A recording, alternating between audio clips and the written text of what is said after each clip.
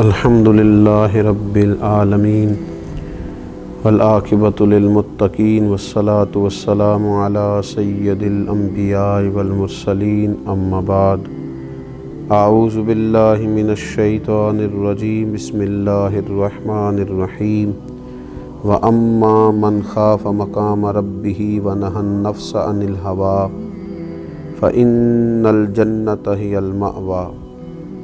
صدق اللہ العظیم۔ ان اللہ وملائکتہ یصلون علی النبی یا ایہا الذین آمنوا صلوا علیہ وسلموا تسلیما۔ اللہم صل علی سیدنا ومولانا محمد معدن الجود والکرم وآلہ وصحبہ وبارک وسلم۔ حمد و صلاۃ کے بعد اللہ تبارک و تعالیٰ نے انسان کو اس کی جائز خواہشات کو جائز طریقے سے پورا کرنے کی نہ صرف اجازت دی ہے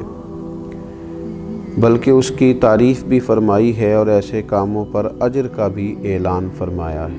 اگر کوئی شخص جائز کمائی کماتا ہے، جائز ذرائع رزق کمانے کے حاصل کرتا ہے تو اس کی تعریف کی گئی۔ کوئی نکاح کرتا ہے تو اس کی اسلام نے نہ صرف یہ کہ تعریف کی بلکہ اس کی اللہ تبارک و تعالیٰ نے اس رشتے کو اپنی نشانیوں میں سے ایک نشانی قرار دیا۔ خواہشات کو جائز طریقے سے پورا کرنا اور جائز طریقے سے اپنی ضروریات کا حصول کرنا دین اس کی بہت زیادہ سپورٹ کرتا ہے اور ایسے لوگوں کی تعریف کرتا ہے اور ایسے لوگوں کی حمایت کرتا ہے۔ لیکن جائز ناجائز کی پرواہ کیے بغیر اپنے نفس کی ہر خواہش کو پورا کرنا یہ اتباع نفس کہلاتا ہے، یہ بندگی نفس کہلاتا ہے، اتباع خواہشات کہلاتا ہے۔ بہت سارے لوگ ایسے ہوتے ہیں کہ وہ اپنی لذات کے حصول کے لیے بغیر کوئی پرواہ کیے، بغیر کسی چیز کو جانچے، بغیر حلال و حرام کی تمیز کیے وہ دوڑے چلے جاتے ہیں اور اس قدر زیادہ اپنی خواہشات کی پیروی کرتے ہیں کہ یہ ان کا اتنا بڑا روحانی مسئلہ بن جاتا ہے کہ وہ ان کے دیگر تمام معاملات کو متاثر کرتا ہے۔ جب وہ اپنے نفس کی بیجا خواہشات کی تکمیل کرتے ہیں تو عبادت کی لذت ان سے رخصت ہو جاتی ہے، تلاوت قرآن مجید کا ذوق ان سے چلا جاتا ہے، اللہ تبارک و تعالیٰ کی راہ میں خرچ کر کے جو انہیں قلبی اطمینان حاصل ہونا ہوتا ہے وہ ان سے رخصت ہو جاتا ہے۔ دوسروں پر اثار کر کے جو انہوں نے اپنی روح کو تازگی دینا ہوتی تھی وہ سارا کچھ اپنے اوپر ہی وہ صرف کرتے ہیں۔ تو یہ خواہشات کے پیچھے لگ جانا، ایک خواہش کے بعد دوسری خواہش، دوسری کے بعد تیسری خواہش، کھانے کی خواہش، پینے کی خواہش، اچھے سے اچھا لباس پہننے کی خواہش، یہ خواہشات ہیں جو انسان کو لذات میں مبتلا کر دیتی۔ اور نبی اکرم صلی اللہ تعالیٰ علیہ وآلہ وسلم نے فرمایا اللہ تبارک و تعالیٰ نے دوزخ کو خواہشات سے ڈھانپ دیا اور جنت کو مشکلات سے ڈھانپ دیا۔ جو چیزیں ظاہری طور پر تھوڑی انسان کے لیے مشکل محسوس ہوتی ہیں وہی تو رستہ ہے جو اسے جنت میں لے جائے گا۔ میں کہہ چکا ہوں کہ جائز طریقے سے اپنی خواہش کو پورا کرنا یہ برا نہیں ہے، یہ مذموم نہیں ہے، اس کی مذمت نہیں کی گئی، لیکن جائز ناجائز کی پرواہ کیے بغیر اور ہر وقت کوئی نہ کوئی نئی سے نئی خواہش پیدا کرنا، ہمارے صوفیاء کرام فرماتے ہیں نفس ایک بچے کی طرح ہے، اگر تم اس کی ایک خواہش پوری کرو گے تو یہ دوسری کا مطالبہ کرے گا، دوسری پوری کرو گے تو تیسری کا مطالبہ کرے گا، یہاں تک کہ اس کی عادت بگڑ جائے گی، اس کا مزاج بگڑ جائے گا، یہ ایک ضدی بچے کی طرح ہو جائے گا، یہ تم سے روز ایک نئی چیز کا مطالبہ کرے۔ لہٰذا اپنے نفس کی خواہشات کو اس بات کا پابند کیا جائے کہ یہ چیز تیرے لیے جائز ہے اور یہ تیرے لیے ناجائز ہے، اور جائز چیزوں کو بھی استعمال کرنے کی حد بیان کی گئی۔ کھانا آپ کو کھانا ہے اور آپ کے لیے جائز ہے، لیکن آپ اتنا کھانا کھا لیں کہ وہ آپ کے لیے تکلیف کا باعث بنے، تو یہ نفس کی وہ خواہش ہے جو اگرچہ جائز طریقے سے پوری کی گئی لیکن وہ تکلیف کا باعث بنی۔ آپ کو سونا ہے، آرام کرنا ہے، لیکن آپ اس طرح سوئیں کہ آپ کی نماز کا وقت ہی اس میں سے گزر جائے، تو اتباع نفس کر لینا اور خواہشات نفس ہی کے پیچھے بھاگنا. اور بعض لوگ اس قدر زیادہ عادی ہو گئے, اتنے عادی ہو گئے, صبح کیا کھانا ہے, شام کیا کھانا ہے, کس ہوٹل میں جانا ہے, کیا پہننا ہے, نیا سے نیا ڈیزائن کیا ہے. اتنا بڑا روحانی مسئلہ بن گیا کہ اپنے آپ کو سوارتے سجارتے, آرائش نمائش, اتنی دور نکل گئے,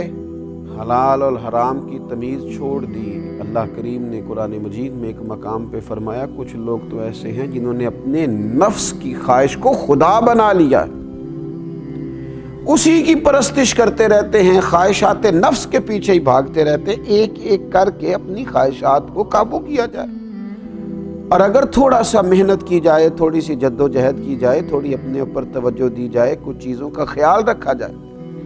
کون سی چیز میرے لیے درست ہے, کون سی میرے لیے درست نہیں ہے, کون سی میرے لیے جائز ہے, کون سی ناجائز ہے, اور جو جائز ہے اس کی کس قدر مقدار میرے لیے بہتر ہے اور کس قدر مقدار آگے مجھے لے جائے گی. اگر تھوڑا ان باتوں کا خیال کر لیا جائے تو پھر قرآن مجید نے فرمایا وَأَمَّا مَنْ خَافَ مَقَامَ رَبِّهِ وَنَهَى النَّفْسَ عَنِ الْهَوَىٰ,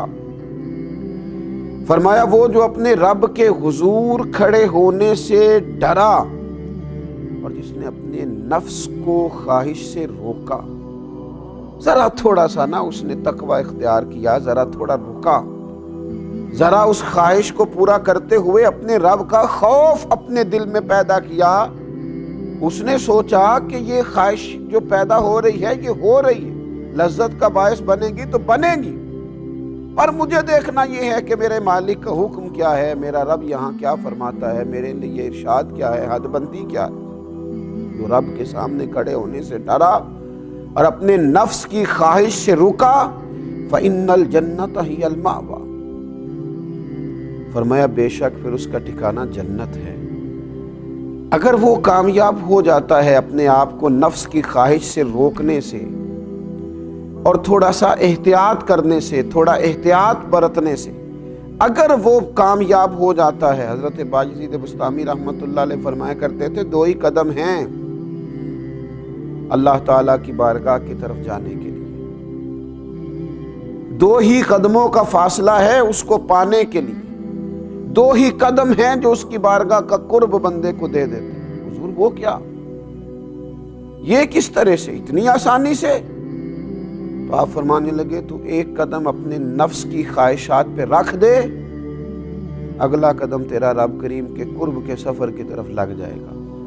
تو اس رستے کا مسافر بن جائے گا, تیرا وہ رستہ ہو جائے گا جو تجھے اس کی بارگاہ کی طرف لے جائے گا. تو یہ روحانی بیماری ہے خواہشات نفس.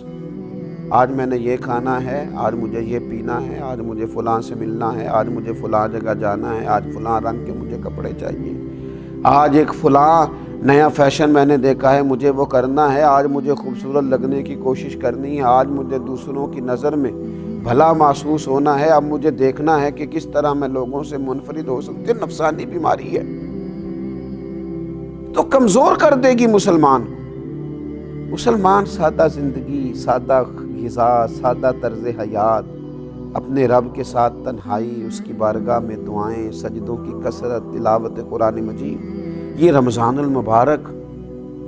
بڑی تربیت کرتا ہے اپنے آپ کو خواہشات سے روکنے کی. یہ خاص موقع فراہم کرتا ہے کہ جب ہر چیز موجود ہے, کھانے پینے کی باورچی خانہ بھرا ہوا ہے, لیکن اس کے باوجود نہیں جا رہا, اپنے آپ کو خواہشات سے روکا ہوا ہے, تو اس کو پورے سال کے لیے اپنی طبیعت پر لاگو کرے اور خواہشات کو ایک ایک کر کے کم کیا جائے. پوری دنیا کے اندر جو غریبی بہت زیادہ ہے, آزمائش بہت زیادہ ہے, تنگ دستی بہت زیادہ ہے, حتیٰ کہ بنیادی ضروریات سے لوگ بیچارے محروم ہیں. آپ دیکھیے لوگوں کو کھانے کو روٹی نہیں ملتی, پہننے کو کپڑا نہیں ملتا, صحت جیسی اہم ضرورت سے جہاں لوگ پریشان ہوں, تو وہاں اگر امیر لوگ, صاحب حیثیت لوگ صرف اپنی خواہشات کم کرنی شروع کریں, صرف آرائش اور نمائش پر جب وہ خرچ کرتے ہیں, ان خواہشات کو تھوڑا سا وہ کم کریں, تو یقیناً اس سے یہ فائدہ ہوگا کہ وہ جو غرباء ہیں ان کی داد رسی کا, اشک شوئی کا, امداد کا ایک بڑا موقع ہاتھ آئے گا. میرے نبی اکرم صلی اللہ تعالیٰ علیہ وسلم نے فرمایا 3 چیزیں ہلاکت میں ڈال دینے والی, تباہی کر دیں گی, بربادی لائیں گی.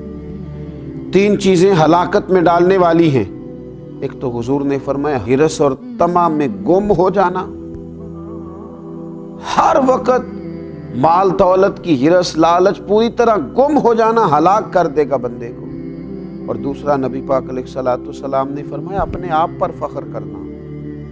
خود ہی اپنی کو شان بنا لینا، اپنے آپ پر ہی ناز کرتے رہنا، اپنا آپ ہی دکھاتے رہنا، یہ تباہی ہے، بربادی ہے، ہلاکت کا سامان ہے۔ اور تیسرا نبی پاک علیہ السلام نے فرمایا نفسانی خواہشات کی پیروی کرنا، ہلاک کر دیں گے یہ تین چیزیں انسان کو۔ انسان غور کرے کہ وہ رب کی بندگی کتنی کرتا ہے اور خواہشات نفس کے پیچھے کتنا بھاگتا ہے۔ اللہ رمضان کی برکتوں کا صدقہ ہمیں اپنے نفس کی خواہشات کو قابو کرنے کی اور اللہ تبارک و تعالیٰ کی بارگاہ کی بندگی کی توفیق عطا فرمائے۔ وما علینا الا البلاغ۔